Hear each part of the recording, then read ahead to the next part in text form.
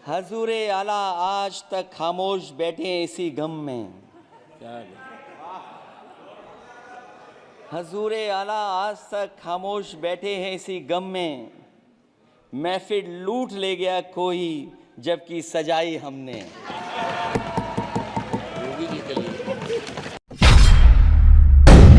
माननीय सदस्यगण, नियम 3-7 के अधीन मामलों को सभा पटल पर रखा जाएगा। जिन सदस्यों को नियम 3-7 के अधीन मामलों आज उठाने में अनुमति दी है, उन्हें सभा पटल पर रखने के इच्छुक हैं, वे 20 मिनट के अंदर अपने पाठ को व्यक्तिगत रूप से सभा पटल पर रख सकते हैं। आइटम नंबर 18, राष्ट्रपति के अभिभाषण पर धन्यवाद प्रस्ताव Shri Akhilesh Yadav ji. Sir, you all explain the entire speech of Rahul Gandhi. On which foot, sir? Sir, how can you explain the speech? You are not even touch the. Sir, Anurag Thakur has given entire speech. There is no touch on his speech. Only Rahul Gandhi's speech was explained. Why, sir? Why, sir? Why, sir? Explain it. Why, sir? मैं अध्यक्ष जी का धन्यवाद देना चाहता हूँ।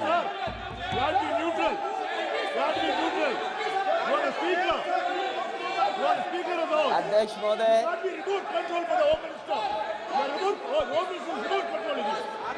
अध्यक्ष महोदय, अध्यक्ष महोदय, अध्यक्ष महोदय, मैं सबसे पहले आपका धन्यवाद देना चाहता हूं कि आपने मुझे अपनी पार्टी की तरफ से राष्ट्रपति जी के अभिभाषण बोलने का मौका दिया है। अध्यक्ष जी, सत्ता पक्ष और विपक्ष दोनों लगातार अपनी बात रख रहे हैं। मैं सबसे पहले अध्यक्ष जी आपको और आपके साथ साथ सभी चुने हुए सांसदों को मैं बधाई और शुभकामनाएं देना चाहता हूं। साथ ही साथ मैं सबसे पहले देश के उन सभी समझदार और ईमानदार मतदाताओं को धन्यवाद जिन्होंने लोकतंत्र को एक तंत्र बनाने से रोका।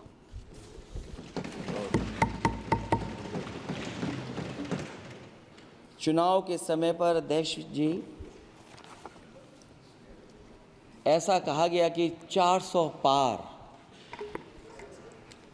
मैं समझदार जनता को फिर एक बार धन्यवाद दूंगा और मैं कुछ कहना चाहता हूं कि आवाम ने तोड़ दिया हुकूमत का गुरूर।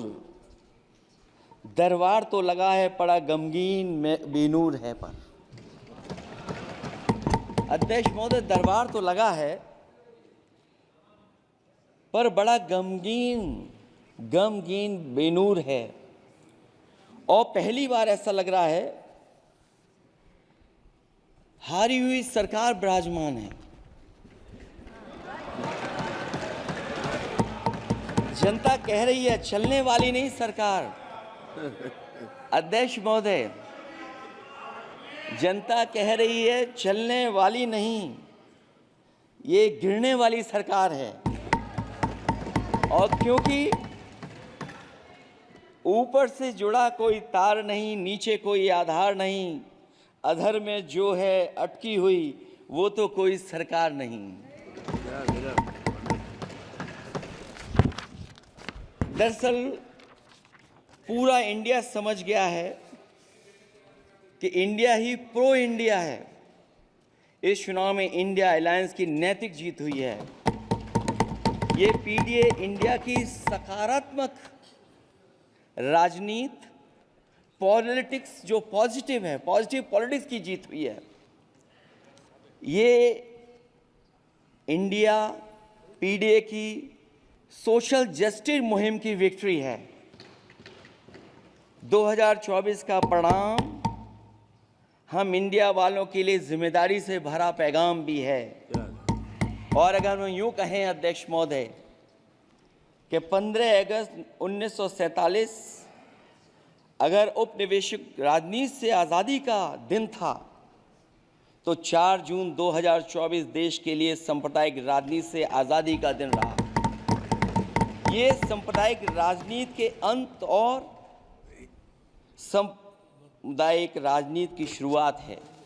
जहां सांप्रदायिक राजनीति का अंत हुआ है, वहीं सामुदायिक राजनीति की शुरुआत हुई है। सबसे अच्छी बात हुई ये है कि इस चुनाव में सांप्रदायिक राजनीति की हमेशा के लिए हार हो गई है। अध्यक्ष महोदय, कहने को सरकार ये कहती है कि ये 5th लार्जेस्ट इकोनॉमी बन गई है और जीडीपी के मामले में 5th वर्ल्ड की इकोनॉमी बन गई है। लेकिन अध्यक्ष महोदय, ये सरकार क्यों छिपाती है कि अगर ये हमारी सबसे लार्जेस्ट इकोनॉमी, अगर हम 5वें नंबर पर हैं, तो हमारे देश की पर कैपिटा इनकम, प्रति व्यक्ति आय हमारे किस स्थान पर पहुंची है।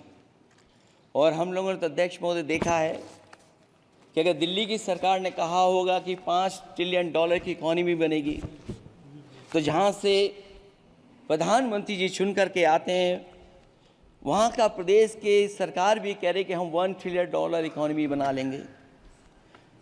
देश की इकोनॉमी कहाँ पहुँच गई, पर कैपिटा इनकम क्या है। लेकिन अगर उत्तर प्रदेश की इकोनॉमी को अगर $1 ट्रिलियन की इकोनॉमी बनना है, तो कम से कम 35% की ग्रोथ चाहिए। मुझे नहीं लगता है कि 35% की ग्रोथ उत्तर प्रदेश पा पाएगा। हम हंगर इंडेक्स में कहाँ खड़े हैं, नीचे से कहाँ हैं।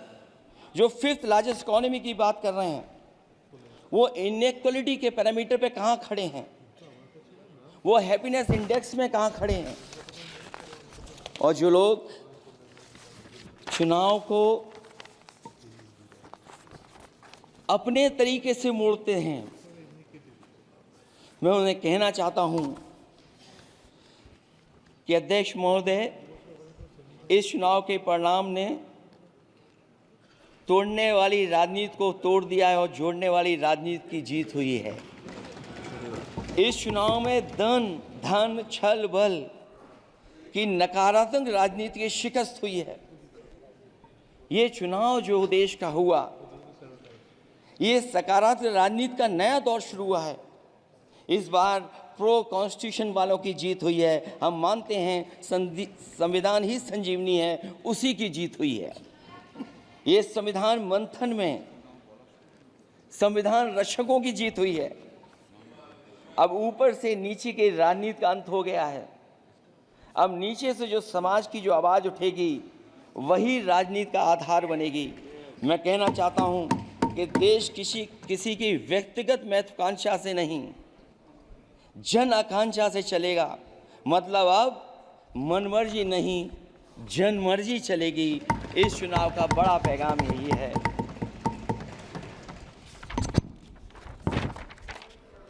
अध्यक्ष महोदय, बहुत सी बातें हुई हैं।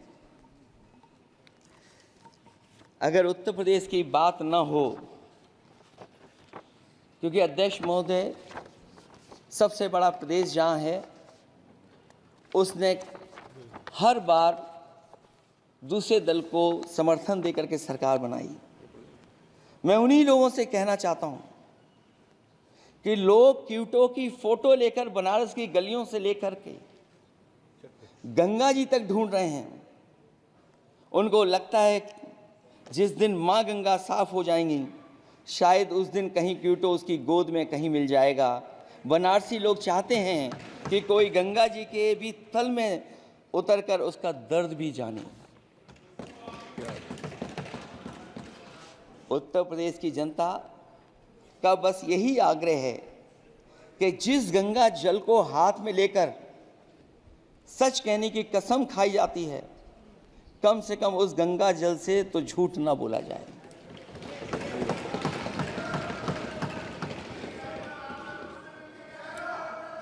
जहां विकास के नाम पर खरबों रुपए की लूट का राज खोलते भ्रष्टाचार के गड्ढे प्रदेश का नाम खराब कर रहे हैं, वहीं पहली बारिश में ही टपकती हुई छत और गिर चुकी स्टेशन की दीवार बेईमानी की निशानी बन गई है। अध्यक्ष महोदय, विकास का ढिढोरा पीटने वाले इस विनाश की जिम्मेदारी कब लेंगे? और रही सच्चे विकास की बात, तो हमने जो सड़क बनाई उस पर हवाई जहाज उतरे थे और उत्तर प्रदेश की मुख्य नगरी में सड़कों पर नाव उतरी हैं और अभी बारिश और हो जाएगी तो नाव से भी चलना पड़ेगा। यही स्मार्ट सिटी के जुमले का भी हाल है। न तो जाम से छुटकारा मिला, न बुनियादी सुविधाओं से कोई निजात मिली, न कोई बुनियादी सुविधाएं मिल पाई हैं। मुझे याद है अध्यक्ष महोदय, देश के प्रधान सांसद जी ने अनाथ पशुओं के बारे में बहुत कुछ कहा था। अनाथ पशुओं की समस्या से छुटकारा दिलवाने के लिए कब वादा किया हुआ, लेकिन कई चुनाव बीत गए हैं, अभी तक गन्ने का भुगतान 2 हफ्ते का वचन जो दिया था, कहाँ दिया था? अब तो वचन देने वाले को भी याद नहीं है। हर बात को जुमला बना देने वाले लोगों के ऊपर से जनता का भरोसा उठ गया है। इसीलिए बहुमत की सरकार नहीं है, ये सहयोग से चलने वाली सरकार है। डबल इंजन के नाम पर उत्तर प्रदेश को टकराहट के सिवा कुछ हासिल नहीं हुआ है। उत्तर प्रदेश में प्रभुत्व की लड़ाई 2 लोगों को आपस में लड़ा रही है, लेकिन उसकी मार जनता को सता रही है। पिछले 10 सालों की उपलब्धि बस इतनी रही कि एक शिक्षा परीक्षा माफिया का जन्म हुआ।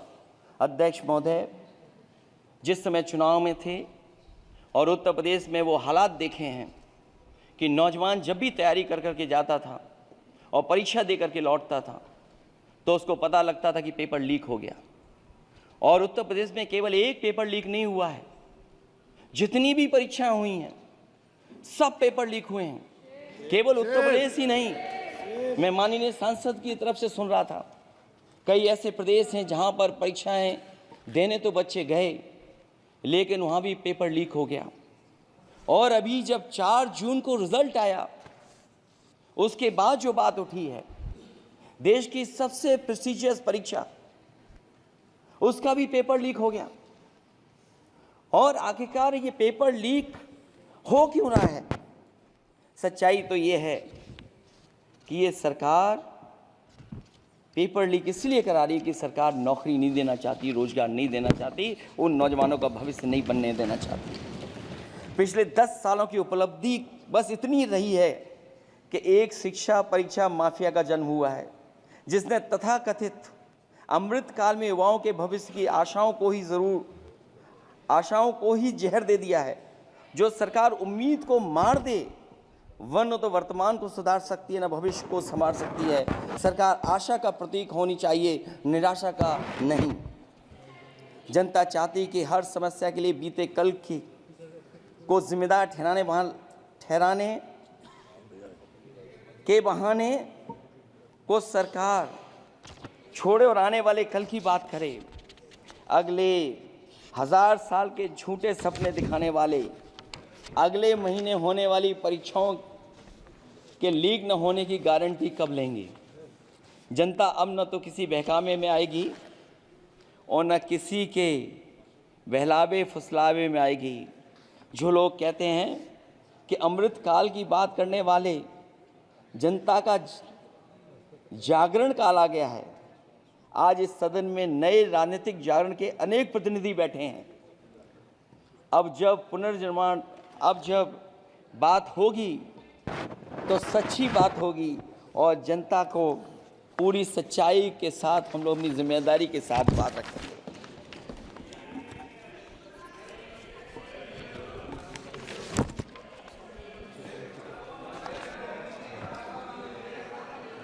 अध्यक्ष महोदय, एक जीत और हुई है, एक जीत और अध्यक्ष महोदय हुई है। मैं जानता हूं सत्ता पक्ष बैठे वाले लोग समझ गए होंगे। अयोध्या की जीत भारत के परिपक्व मतदाता की लोकतांत्रिक समझ की जीत है। और हम तो अध्यक्ष महोदय यही सुनते आए हैं, होए वही जो राम रची राखा, ये है उसका फैसला। अध्यक्ष महोदय, होई वही जो राम रची राखा,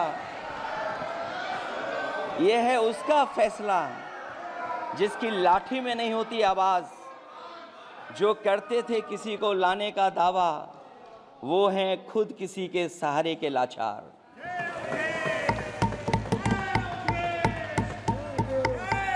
अध्यक्ष महोदय, मैं फिर कह देना चाहता हूं, होए वही जो राम रची राखा,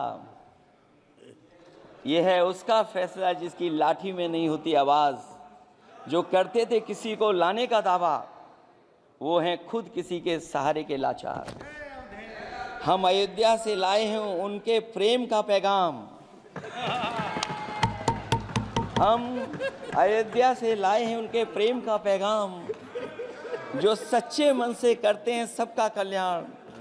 सदियों में जन जन गाता है जिनके गान, अभय दान देती जिनकी मंद मंद मुस्कान, मानवता के लिए उठता जिनका तीर कमान।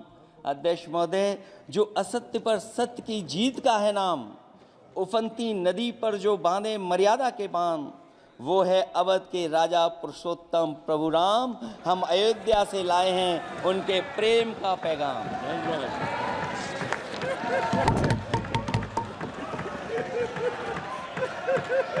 अध्यक्ष महोदय,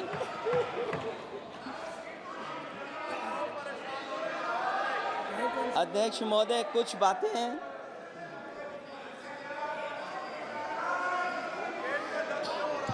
अध्यक्ष महोदय, कुछ बातें समय और काल से परे होती हैं, इसलिए आज यहाँ उत्तर प्रदेश के सदन में पढ़ा गया एक शेर याद आ गया, जो तब सही था अब और सही साबित हो रहा है। इजाजत हो अध्यक्ष जी तो मैं अर्ज करूं। हजूरे आला आज तक खामोश बैठे इसी गम में, हजूरे आला आज तक खामोश बैठे हैं इसी गम में, महफिल लूट ले गया कोई जबकि सजाई हमने। योगी जी के लिए, योगी जी के लिए।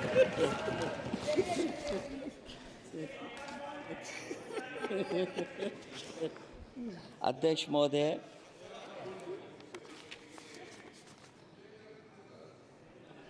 मैं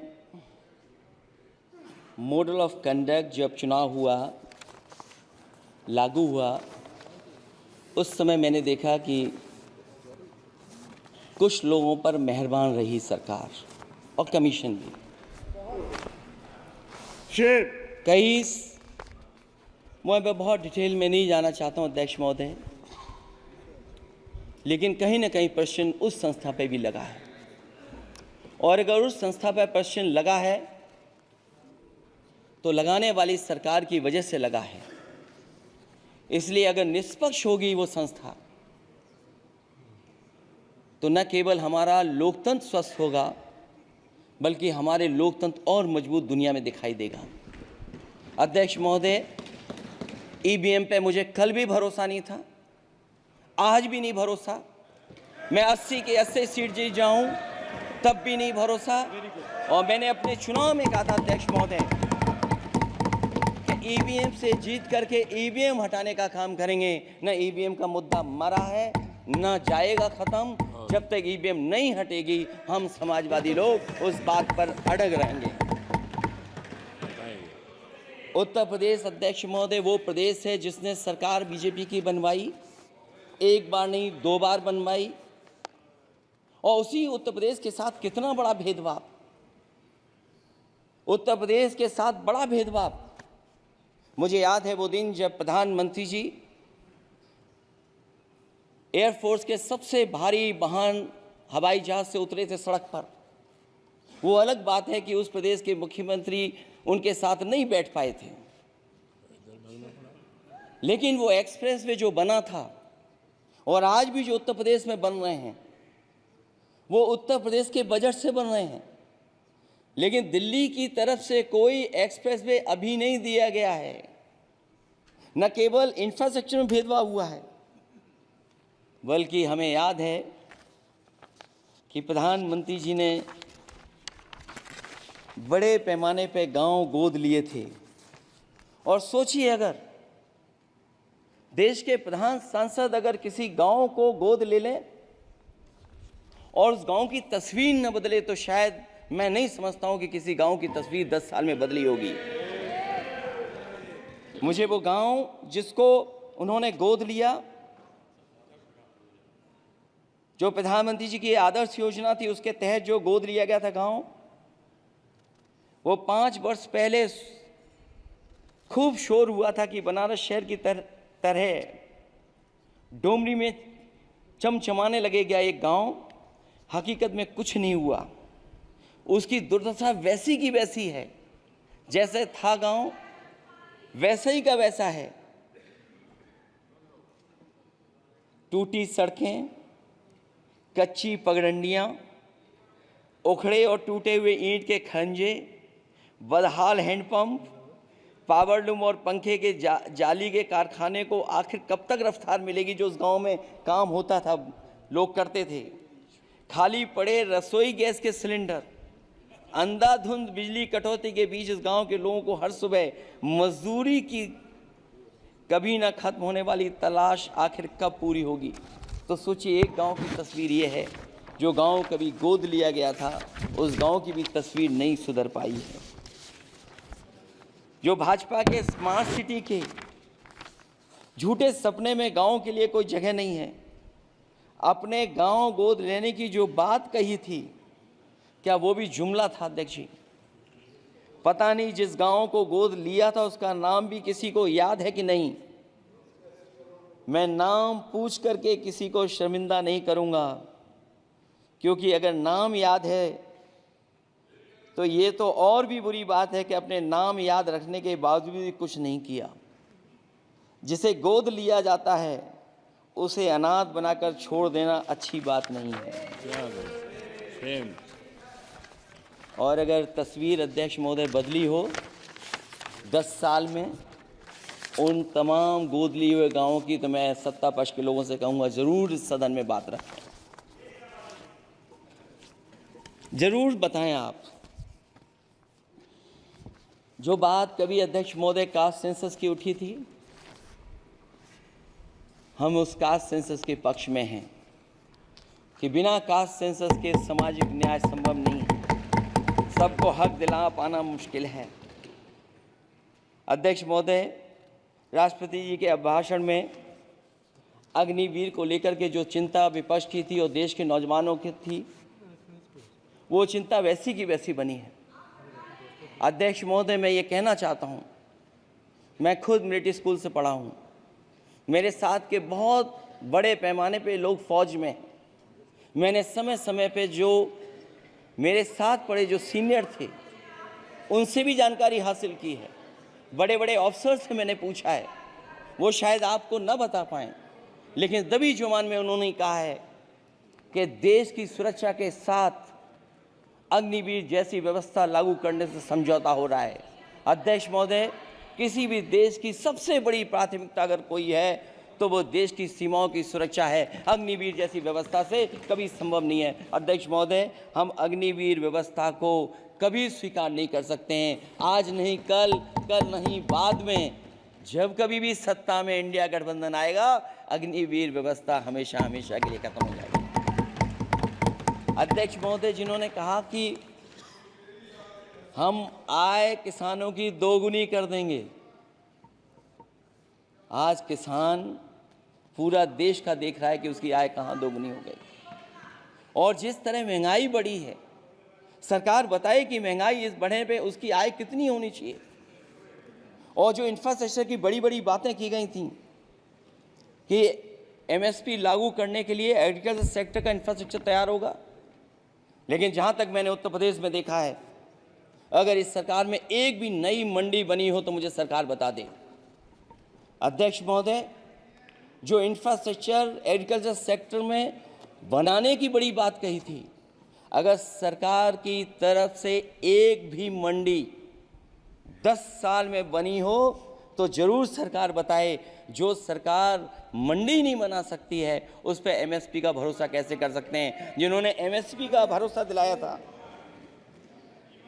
हम अध्यक्ष महोदय आपके माध्यम से यही कहेंगे कि जो राष्ट्रपति के अभिभाषण में लीगल गारंटी एमएसपी को मिलनी चाहिए थी वो क्रॉप्स को नहीं मिली है। न केवल फसलों को मिले बल्कि हॉर्टिकल्चर क्रॉप्स को भी एमएसपी देने का फैसला हो, जिससे कि हमारा किसान खुशहाल हो सके। साथ ही साथ ओपीएस की बात अभिभाषण में नहीं आई है। ओल्ड पेंशन स्कीम लागू हो जिससे हमारे तमाम सरकारी कर्मचारियों का भविष्य बन सके। और देश की एक बड़ी आबादी जहाँ से मैं चुन करके आता हूँ, उत्तर प्रदेश, जहाँ बुनकर न केवल उत्तर प्रदेश बल्कि देश के कोने कोने में बुनकर समाज के लोग बड़े पैमाने पर रह रहे हैं, लेकिन बुनकरों को जो सुविधाएं मिलनी चाहिए वो भी इस सरकार में नहीं मिल पा रही हैं। जो प्रदेश सरकारों ने कभी बुनकरों के लिए योजनाएं चलाई थीं वो भी अध्यक्ष महोदय बंद कर दी हैं। मैं अंत में इतना ही कहना चाहूँगा कि इस सरकार ने नौजवानों को नौकरी नहीं दी है, नौकरी और रोजगार उनसे छीने हैं, बहुत नौकरी छीनी है। इसलिए मैं कहना चाहता हूं अध्यक्ष जी, इसलिए मैं कहूँगा कि आपके राज में न नौकरी की उम्मीद है न रोजगार, क्योंकि आपने छोटे कारोबारी तक को इतना छोटा बना दिया है कि न तो वो अपना पेट भर सकता है न किसी को नौकरी पर रख सकता है। जो कुछ पद निकलते भी हैं तो उन पर लेटरल एंट्री के नाम से पिछले दरवाजे से कुछ खास संगी साथियों को रख लिया जाता है।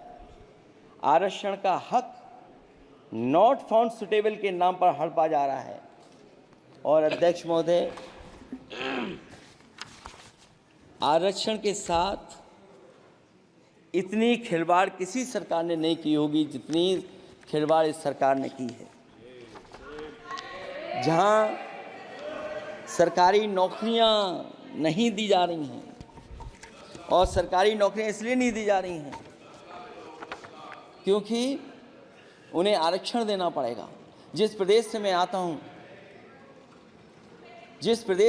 हूं वहाँ सबसे बड़े पैमाने पे नौजवान बेरोजगार है। और पिछले 10 साल में जो क्वेश्चन, जो पेपर उन्होंने लीक कराए हैं वो इसीलिए कराए हैं क्योंकि नौकरी ना देनी पड़े, और अगर नौकरी देनी पड़ेगी तो उन्हें आरक्षण भी देना पड़ेगा। ये जानबूझ करके सरकार नौकरी और आरक्षण के साथ खिलवाड़ कर रही है।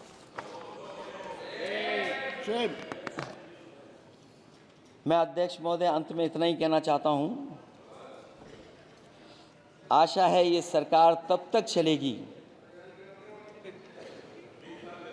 तब तक उसके केंद्र में इस देश का हर एक गरीब, शोषित, वंचित, पीड़ित, पिछड़ा, दलित, अल्पसंख्यक, आदिवासी, महिला, युवा, छोटा कारोबारी, ईमानदार, नौकरी पेशा, आम आदमी और कर्मचारी, अधिकारी, मजदूर और किसान होगा, ना कि धनवान होगा। और शासन के आधार पर संविधान होगा। वह जुमलों की जगह सच में महंगाई, बेरोजगारी, भ्रष्टाचार, गरीबी, भुखमरी, सांप्रदायिक हिंसा, दलित व महिला उत्पीड़न, सामाजिक अन्याय जैसे मूलभूत मुद्दों का समाधान होगा। और भोजन, बिजली, पानी, दवाई, पढ़ाई जैसी बुनियादी ज़रूरतों के लिए कागजी योजनाओं की जगह सच में इंतज़ाम होगा। मैं एक बार फिर उत्तर प्रदेश की समझदार जनता द्वारा सबसे बड़ी पार्टी चुने जाने के साथ साथ इंडिया गठबंधन समाजवादी पार्टी और कांग्रेस को सबसे ज़्यादा सीटें जिताई, उसके लिए मैं उत्तर प्रदेश की जनता को। देश विदेशातील प्रत्येक घडामोडींचे लाईव्ह अपडेट मिळवण्यासाठी आता साम टीव्हीच्या सर्व सोशल मीडिया प्लॅटफॉर्मला लाईक, फॉलो आणि सबस्क्राइब करा। तसंच सर्व नोटिफिकेशनसाठी बेल आयकॉन प्रेस करायला विसरू नका।